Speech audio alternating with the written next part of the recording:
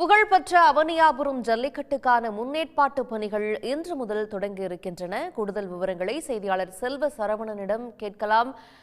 செல்வ சரவணன், அவனியாபுரம் ஜல்லிக்கட்டுக்கான முன்னேற்பாட்டு பணிகள் எந்தெந்த விதத்தில் எப்படியெல்லாம் நடைபெற்று கொண்டிருக்கிறது, அதற்கான களம் எப்படி தயாராயிட்டு இருக்கு?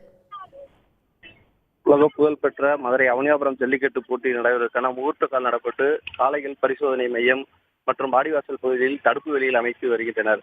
பொங்கல் பண்டிகையை முன்னிட்டு தமிழர்களின் வீர விளையாட்டு போட்டியான ஜல்லிக்கட்டு போட்டியினை மதுரை அவனியாபுரம் பகுதியில் முதலில் தைப்பொங்கல் அன்று துவங்கும் ஜல்லிக்கட்டு போட்டி துவங்கும். இதற்கான முன்னேற்பாடுகளாக இன்று காளைகள் பரிசோதனை மையத்தில் முகூர்த்த கால் நடப்பட்டு பரிசோதனை மையத்தில் ஆரம்ப கட்ட வேலைகள் நடைபெற்று வருகின்றது. இதனைத் தொடர்ந்து 16ஆம் தேதி பாலமேட்டிலும் 17ஆம் தேதி அலங்காநல்லூரிலும் நடைபெறும். அவனியாபுரம் ஜல்லிக்கட்டு போட்டிக்கான அனைத்து வேலைகளையும் சாலைகள் சீரமைப்பு, குடிநீர், வாடிவாசல் பகுதிகளுக்கான பணிகள் தற்போது சீரமைக்கும் பணிகள் நடைபெற்று வருகிறது. விவரங்களுக்கு நன்றி செல்வ சரவணன்.